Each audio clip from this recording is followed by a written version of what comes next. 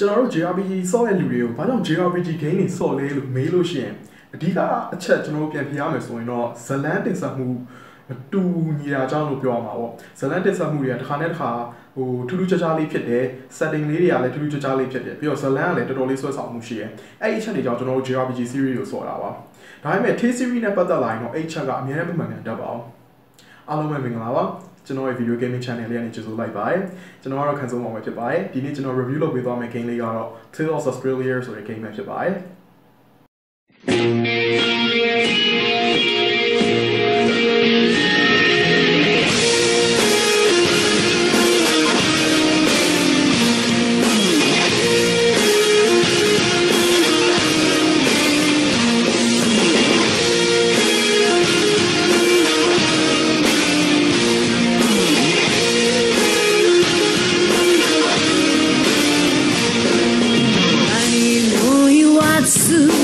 白になれ偏見自在で生き抜いてみせましょうどの闇も脱ぎ捨てたもう飽きしてんね Please one last chance I wanna be right now I don't wanna see love there I don't wanna confess it 塗り替えてゆけあるべき世界へ白を目指せ白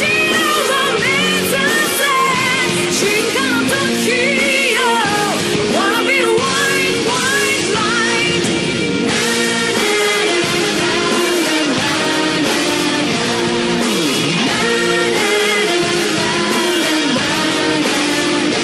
正解なんてない間違いなんてない塗り替えてゆけあるべき世界へ白をよこせ白をよこせ決して汚れない Wanna be the white light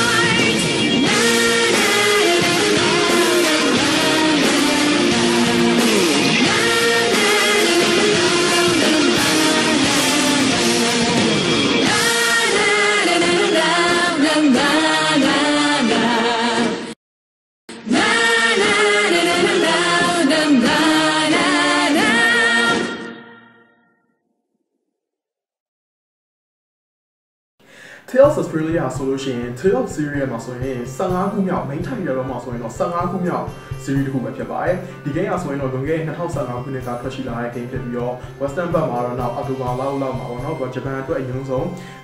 ထွက်ရှိရပြီးတော့ Western 80 English localization အောင်ဆိုလို့ရှိရင်နောက် October လောက်ကြာမှာပဲဆိုတော့ထွက်ရှိခဲ့တာဖြစ်ပါတယ်ဒီ game ကဆိုလို့ရှိရင် Tales series Tales of Australia တချို့လူတွေအတွက်တော့ကြိုက်တယ်ဒါပေမဲ့တချို့လူတွေတော့မကြိုက်ဘူးဒါကြောင့်ဒါ Tales series တိုင်းဖြစ်နေကြပြဿနာပေါ့နော်ဒီ Tales series တိုင်းကကြတော့ဘယ်လိုဖြစ်လဲဆိုတော့ဇလန်တိတ်ဆန်မှုကရိုးနေတဲ့အတွက်ကြောင့်မလို့တယောက်နဲ့တယောက်နဲ့အကြိုက်ချင်းတူချင်မှတူမှာပေါ့နော်ဥပမာတယောက်ကဒီ Tales series ကိုကြိုက်မယ်နောက်တစ်ယောက်ကတော့ဒီ Tales series ကိုကြိုက်ချင်မှကြိုက်မယ်ဒီနောက်တစ်ယောက်ကတော့ဒီ series ကိုကြိုက်တယ်နောက်တစ်ယောက်ကဒီ series ကိုမကြိုက်အဲ့လိုမျိုးပေါ့နော်တယောက်နဲ့တယောက်ကအကြိုက်ချင်းတော့တူမှာမဟုတ်ဘူး Tales series နဲ့ပတ်သက်လာလို့ရှိရင်တော့အဲ့ကြောင့်ဒီ Tales of Australia ကလည်း hit or miss ဖြစ်နိုင်ပါတယ်ဘာကြောင့်လဲဆိုတော့ကြိုက်တဲ့လူကြိုက်တယ်မကြိုက်တဲ့လူမကြိုက်ပါဘူးအဲ့လိုဖြစ်နေတယ်တချို့ကြိုက်တဲ့လူကြတော့လည်းဒီ series ကအရန်ကောင်းတဲ့ series ပါဖြစ်တယ်ညာဖြစ်တယ်ဆိုပြီးတော့ပြောတယ်မကြိုက်တဲ့လူကြတော့လည်းဟာ film series မှာအရင်ဆုံး Tales series ဆိုပြီးတော့ Tales of Australia ပြောချင်ခံရပါတယ်ဒီ Tales of Australia ဆိုလို့ရှိရင်ကျွန်တော်အမြင်မှာဆိုရင်တော့စိုးတဲ့ game တော့မဟုတ်ပါဘူး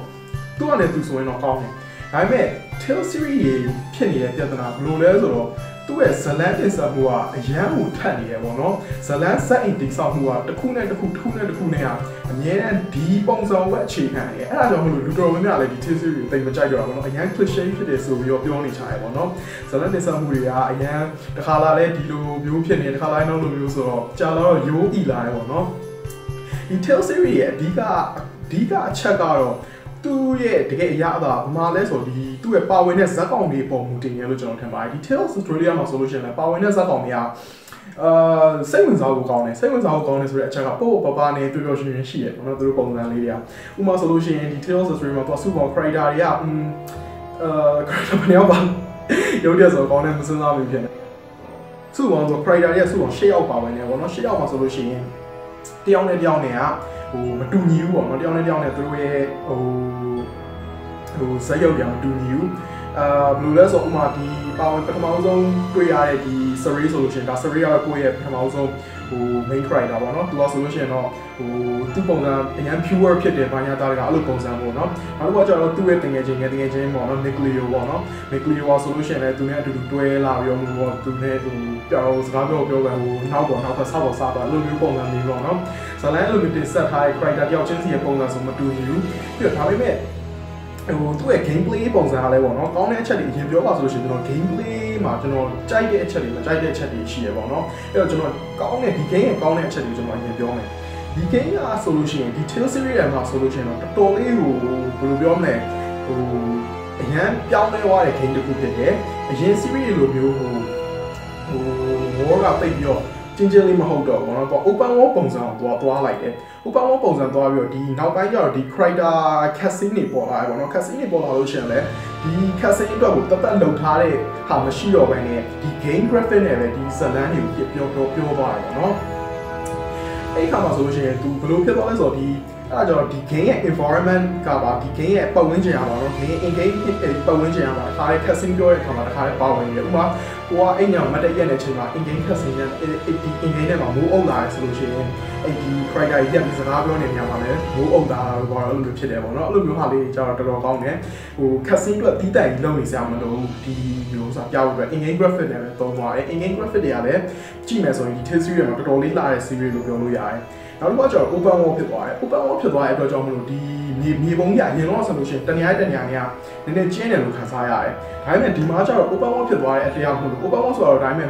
လုံးဝ war ကြီးကိုအကြီးဖွင့်ပေးလိုက်တာတော့မဟုတ်ဘူးပေါ့နော် GTA 5ကြီးလို့မျိုးလုံးဝloading time ရှိတယ် war ကြီးကိုဖွင့်ပေးလိုက်တာတော့မဟုတ်ဘူး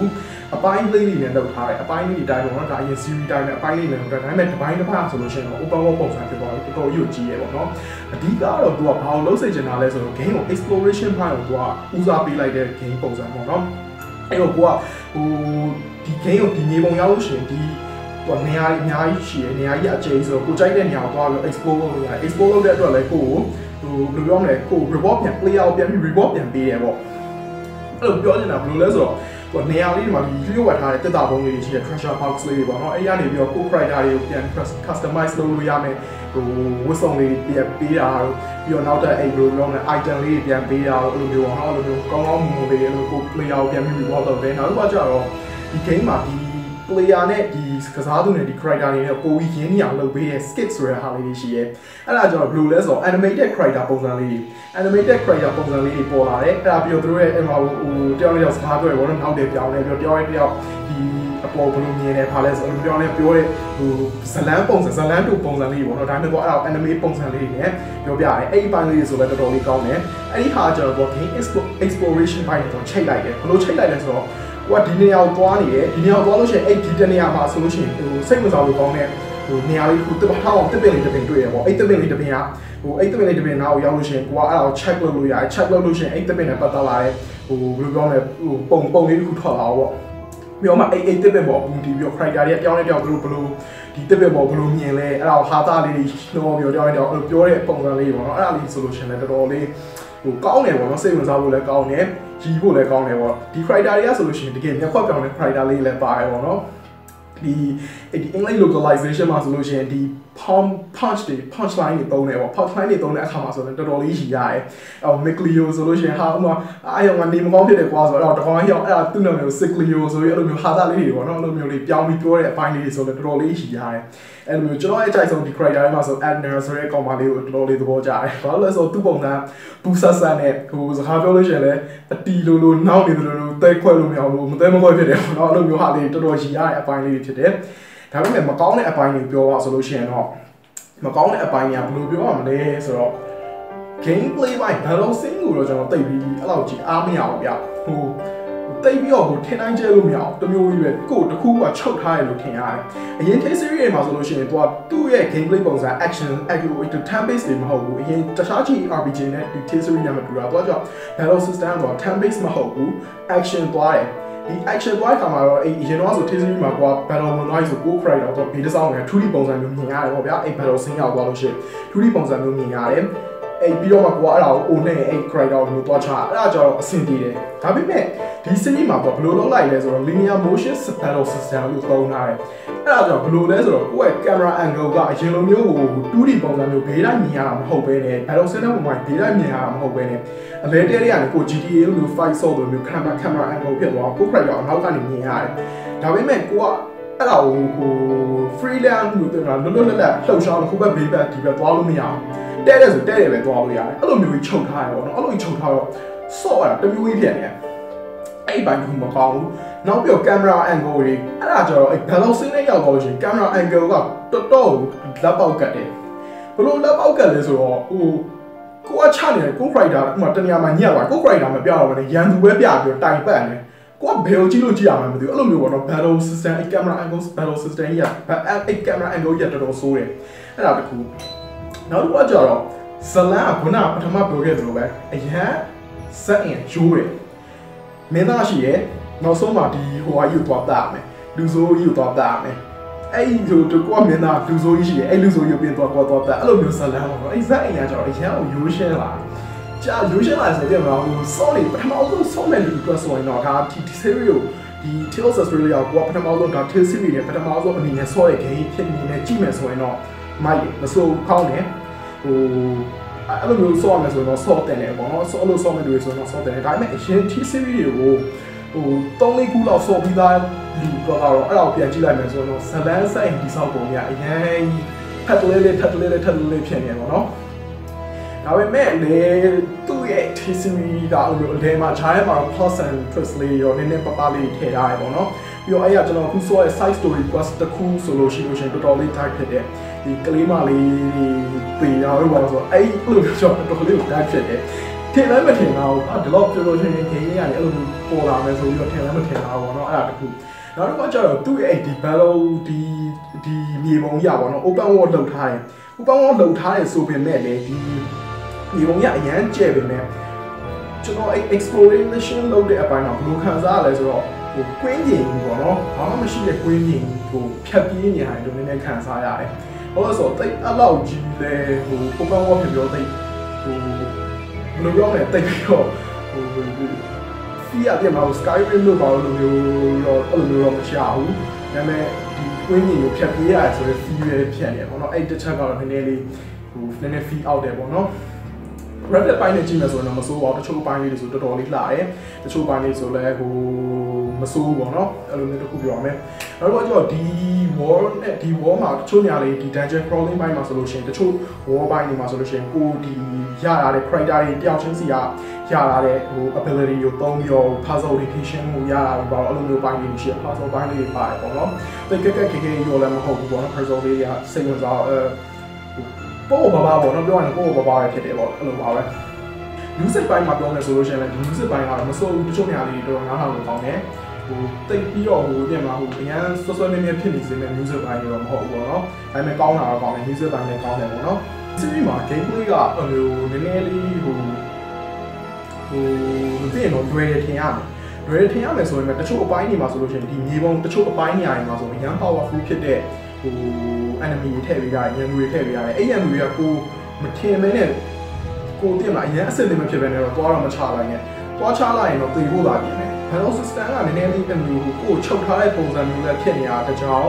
်နောက်တစ်ခုကျတော့အဲ့သူ့ရဲ့နောက် customization ဘိုင်းကလည်းနည်းနည်းခက်တယ်ဗျဒီ equipment တွေကိုပြန် customize လုပ်တဲ့အပိုင်းကလည်းနည်းနည်းလေးရှုပ်တယ်ကျွန်တော်ကလည်းနည်းနည်းတိတ်အဲ့လိုဒီစိတ်မရှိရလို့ဆိုတော့ဒီ customize ဘိုင်းကိုတိတ်သဘောမကျဘူးဟိုကျွန်တော်တို့ဆိုရင်ပုံမှန်ဆိုလို့ရှိရင်တော့ weapon အသစ်တွေ့တယ်ဒီ weapon ကိုထက်ကိုယ့်ရဲ့အခုသုံးနေစတူ weapon ကပို့ပြီးတော့ status ကမြင့်လာနောက်ဟို attack power ပိုမြင့်လဲဒီ weapon ပြောင်းသုံးတယ်မမြင်နဲ့ဟိုကောင်လွတ်ပစ်လိုက်တယ်အဲ့လိုမျိုးပုံစံကျွန်တော်တော့သွားရဲလူတော့တိတ်စိတ်မရှိတော့ဒါပေမဲ့ဒီမှာကျတော့အဲ့လိုမဟုတ်ဘူး weapon power မြင့်တိုင်းသုံးလို့မရဘူးလေဘာလို့လဲဆိုတော့အဲ့ weapon မှာပါရဲ့ပြန်ပြီးတော့ ability ကိုပြန် light chain ရတဲ့စနစ်ပါတယ်အဲ့စနစ်ကတော့ကျွန်တော်လည်းတိတ်ပြီးအဲ့လိုဒီသဘောတော့မကြောက်စိတ်ညစ်ဖို့ကောင်းတယ်ဟောအဲ့ဒီဟာကိုလည်းအချိန်ပေးပြီး customize လုပ်ရအောင်နော်ကျွန်တော်ကြောင့်အဲ့လို customize မလုပ်ချင်တဲ့ဒီကြတော့အဲ့လိုမလုပ်ဘဲနဲ့အဲ့လိုတချို့ဒီ battle ရောမျက်စိမဲ့ပြီးပြေးဝင်သွားပြီးတော့မှလူဆိုးကအလုံးလို့ဟိုဒီခါရတဲ့အပေါင်းတွေလည်းမနေဘူးပေါ့နော်ဖုံလို့တေသွားတဲ့အကောင်အခန်းတွေလည်းများတယ်ဘာလို့လဲဆိုတော့အဲ့ဒီ system ကြီးကိုတိတ်အချိန်မပေးကြလို့ပေါ့နော်ရိုးအဲ့တော့ကျွန်တော်ဘယ်လိုလုပ်လဲကျွန်တော်ကတော့ပုံမှန်စော့နေကြကျွန်တော်ကတော့ပုံမှန် လို့ဆော့လဲဆိုဒီမှာတစ်ခုကောင်းတာကျတော့ battle system auto battle system လုပ်ပြီးတော့ဆော့လို့ရတယ် auto battle system ဆိုတာကိုမဆော့ဘဲနဲ့ခလုတ်ကိုလွတ်ပြထားပြီးတော့ဒီ game ကိုသူ့ဘာကိုဆော့နေအောင်လုပ်ထားလို့ရတယ်အဲ့တစ်ချက်ကတော့တော်တော်လေးမိုက်တယ်အကြီးဆုံးနဲ့လေစောင့်မြေကပ်ဖို့အကောင်းဆုံးအချက်ကိုပြောဖို့ကြံခဲ့လို့သလားဗီဒီယို edit တောင်ပြန်လုပ်ပြီးထည့်တာဘယ်အချက်လဲဆိုတော့ကိုဒီ open world တစ်ခုလုံးမှာဟို tombs ဟိုစလေးရှိရဲကြောက်တိုင်လေးရှိရဲတိတိလေးတော့မတော်တော်ကျကြောက်တိုင်လေးရှိရဲအဲ့ကြောက်တိုင်လေးကိုပုံမှန်ဆိုလို့ရှိရင်တော့ဖတ်လိုက်လို့ရှိရင်ပထမအပိုင်းမှာဆို tutorial တွေပြရတယ်ပေါ့နော်ဟုတ်ပြီ tutorial ပြတာဟုတ်ပထမအပိုင်းမှာဒါပေမဲ့အဲ့ဒါတကင်းလုံး game တကင်းလုံးပေါ့နော်ဆော့တာနိုင်ဟိုလောက်ရှိပြီ20ကျော်ပြီအဲ့20ကျော်မှာ game တကင်းလုံးမှာအဲ့ကြောက်တိုင်တော့ဖတ်တိုင်း tutorial ပုံစံအမျိုးမျိုးနဲ့ရေးပြီးတော့ပဲဟိုပြောနေဟိုအဲ့ဒီအစားအဲ့ tutorial တွေပဲဟိုတီဗီသားဟာတွေကိုပဲခက်ခါတလဲပုံစံမျိုးစုံနဲ့ Shakespeare လို့ဘာလို့မျိုးရေးပြီးတော့စောက်ကွက်ပြောင်းနေမဲ့အစားဒီ word ရဲ့ဟိုတမိုင်းကြောင်းသေချာဟိုသူတို့ဟိုဒီနေရာမှာဆိုရင်တော့ဒါဘာဖြစ်တယ်ညာဖြစ်တယ်ဆိုပြီးအဲ့လိုမျိုးလေးတွေထည့်နေတဲ့အစားအဲ့လိုမထည့်ပဲနဲ့ဟိုဒီနေရာလာလဲဒီမှာကြည့်လာဒီဥစ္စာအိုနှိမ်တာချတာတိလားဟိုဒီဥစ္စာကြည့်လို့ရှိရင်အိုဒီလိုနှိမ်လို့ရှိရင်ဒီလိုချတယ်တိလားဆိုတော့ခဏခဏပြင်ပြောနေ tombstone လေးအဲ့လိုစောက်ကွက်ပြောင်းနေဥစ္စာရှိတယ်အဲ့တစ်ချက်ပြောကြံသွားတယ်ခုနက okay နောက်ဆုံးအချင်းချုပ်ကိုပြန်ပြောရမယ်ဆိုလို့ရှိရင်ဒီ Tale series ကဟိုစိုးတဲ့ Tale series ရောမဟုတ်ဘူးညံ့တဲ့ Tale series ရဲ့မှာမပါဘူးဟိုညံ့တော့မညံ့ဘူးပေါ့နော်ဒါကြတော့တယောက်နဲ့တယောက်အပေါ်မှာပဲအမြင်ပေါ်မှာပဲမူတည်တယ်တယောက်ကကြိုက်တဲ့လူကကြိုက်တယ်မကြိုက်တဲ့လူကမကြိုက်ဘူးပေါ့နော်ကျွန်တော်အမြင်မှာတော့မစောရသေးတဲ့ Tale series ကိုအခုမှပထမဆုံးစားဆုံးမဲ့သူအတွက်ဆိုရင်တော့စော့တယ်လေဟုတ်လဲဆိုတော့ဒီ Tale series ကဟိုခုမှစောက်တော့ဒီ criteria တွေပါသူ့ရဲ့ဒီ criteria တွေတယောက်နဲ့တယောက်မိတ်ဆက်ပေးတဲ့ပုံချင်းထားနေတာတကားဆိုရင်တော့တော်တော်လေးမိုက်တယ်ဟိုပျော်ဖို့ကောင်းတယ်ရည်စရာကောင်းတယ်အဲ့လိုပေါ့ပေါ့ပါဖြစ်တယ်ပေါ့နော်ဇလန်ကလည်းဟိုအစိုးရတော့မဟုတ်ဘူးဂျားထဲမှာ plot twist လေးပါလေး turn လေးတွေနည်းနည်းပါးပါးတော့ထည့်ပေးရတယ်ပေါ့နော်ဟိုဒီ game ကဆိုလို့ရှိရင်တော့ PS4 ရဲ့ PC ရဲ့ PS3 ရဲ့မှာထွက်ရှိရတဲ့အတွက်ကြောင့်မလို့ဒီ PC ကလူတွေလည်းစော့မယ်ဆိုရင်တော့စော့လို့ရတဲ့ game တစ်ခုဖြစ်ပါတယ်ဒီနောက်တစ်ခါကျတော့ဒီမှာပိုင်း animation ပိုင်းနေရာဆိုလို့ရှိရင်လည်းတော်တော်လေးကို detail ဆန်တယ်ပေါ့နော်တော်တော်လေးလှတယ်ရိုး anime ထပ်တောင်ရိုးဒါတို့ကကျတော့ဒီမှာကျတော့ဒီ game အတွက်လုပ်ထားတဲ့ animation ပိုင်းဆိုတော့ဟို1080p နဲ့ထွက်တဲ့ဥစ္စာကျတော့တော်တော်လေးကြည့်လို့လည်းလှတယ်အဲ့သူ့ရဲ့ opening music ကလည်းကျွန်တော်တော်တော်သဘောကျတယ်ပေါ့နော်ဒါပေမဲ့ opening music ကတော့ဘာလဲတစ်ခုဆိုလဲဆိုတော့ဒီတချင်းဆိုတဲ့အပိုင်းကဒါ English Japan version မှာပဲပါတယ် English version ကယူတီးလုံးပဲပါတယ်ဘာကြောင့်လဲဆိုတော့ localization ပိုင်းမှာသူတို့တိုင်နေပတ်ပြီးတော့ဖြစ်တယ်ပေါ့အဲ့ဒါကြောင့်ပေါ့နော်နောက်တော့ player အဲ့တချို့ပိုင်းကကျွန်တော်တခုနောက်သဘောမကျတဲ့အချက်ကကျတော့ဘာလဲဆိုတော့ဒီ party member ပေါ့နော် party member အတင်းဟိုတယောက်ကိုဆွဲထုတ်ပြီးနောက်တစ်ယောက်အတင်းထိုးထဲတဲ့အပိုင်းရဲ့အဲ့ဒီပိုင်းကနည်းနည်းလေးဟိုplayer ရင်းယူဘယ်လိုပြောမလဲအတင်းလောက်တဲ့ပုံစံမျိုးတော့ဖြစ်နေတယ်ပေါ့နော်အဲ့ဒါတကူတော့တော်တော်လေးဆိုရယ်နောက်တစ်ခါကျတော့ party member မှာဆိုလို့ရှိရင် party ချလို့ရှိရင်အရင်လိုမျိုး၄ယောက်ချတာမဟုတ်ဘူးဟိုပုံမှန်ကြည့်ရင်အပြင်တော့၄ယောက်တော့၄ယောက်ပဲဒါပေမဲ့ဒီ character ၄ယောက်မှာသူကတကယ် main အဖြစ်ချလို့ရတာ character 2ယောက်ပဲရှိတယ်ကျန်တဲ့ character တွေကပြောရရင် supporting character တွေလို့ပေါ့နော်ဟို character တွေကိုမှဒီ main character 2ယောက်ကပြန်ပြီးတော့အားထားပြီးတော့မှတော့ပြန်တိုက်ရတဲ့ပုံစံမျိုးပေါ့နော်ဒီတယောက်မရှိတာနဲ့နောက် party character ပါနောက်3လို့မရအောင်အဲ့တော့ပုံမှန်ပါဆို main character တယောက်ပဲအဲ့ဥပမာဘာလို့မှတယောက်ပဲ main character တယောက်ရှိမယ်ဆိုလို့ရှိရင်နောက်ကိုအတွက်ဒီ party မှာသုံးလို့ရတာဒီ battle တစ်ခုလုံးမှာပါတာ2ယောက်ပဲ party member 2ယောက်ပဲသွားလို့ရတယ်အဲ့တော့နောက်တစ်ယောက်ရှိမှ party member 4ယောက်လုံးဆောလို့ရတယ်တယောက်မရှိဆိုအဲ့လိုမျိုးဆောလို့မရအောင်အဲ့တစ်ချက်ကြီးကလည်းတော်တော်ဆိုးတယ်အဲ့ battle ဘိုင်းမှာပေါ့နော်အဲ့ဒါတစ်ခုကလည်းကျွန်တော်သိတဲ့ဘောမကြောက်အဲ့အပိုင်းတွေအဲ့ဒါလေးကိုတကယ်လို့သာကိုကတက်လို့ရှိနိုင်မယ်ဆိုတော့ဒီ Tale series တော်တော်လေးကောင်းပါကျွန်တော်အမြင်မှာဆိုရင်တော့rating ဘယ်လောက်ပေးရမလဲဒီ game တော့ဆိုရင်တော့6.5လောက်ပဲကျွန်တော်ပေးချင်တယ်ဒီ game ကိုတိတ်ပြီးတော့ဟိုထူးထူးခြားခြားဖြစ်သွားတဲ့ဥစ္စာတော့မဟုတ်ဘူးပေါ့နော်ဇလန်လေးရတယ်နည်းနည်းဟိုပုံစံလေးနဲ့ထပ်ချင်တယ်ပေါ့နော်ဒါပေမဲ့တစ်ခုကောင်းတာကသူက character တွေအရန်ဟိုဥစ္စာကျွန်တော်တို့သဘောကျတယ်ပေါ့ character တွေကတော်တော်လေးဟိုသဘောကျဖို့ကောင်းတဲ့ character လေးတွေဖြစ်ရှိတယ်ပေါ့နော်ကဲဆိုတော့ကျွန်တော် video game review ကိုဒီမှာပဲရလိုက်တော့မယ်ဆိုတော့ဒီ video လေးကိုသဘောကျနေတတ်တယ်ဆိုရင်တော့ like လေးထားပြီးတော့ကျွန်တော် YouTube channel subscribe လုပ်ဖို့မမေ့ပါနဲ့လို့ဒီ Facebook မှာဆိုလို့ရှိရင်လည်းကျွန်တော်တို့ MMGF page ကနေကျွန်တော်တို့တင်ဆက်ပေးသွားမယ်ပေါ့နော်ဆိုတော့ကဲ video review ကျွန်တော်ရဲ့ video လေးကြည့်ရတော့အားလုံးပဲကျေးဇူးတင်ပါတယ်နောက်တစ်ချိန်မှာပြန်လည်ဆုံတွေ့ကြတာပေါ့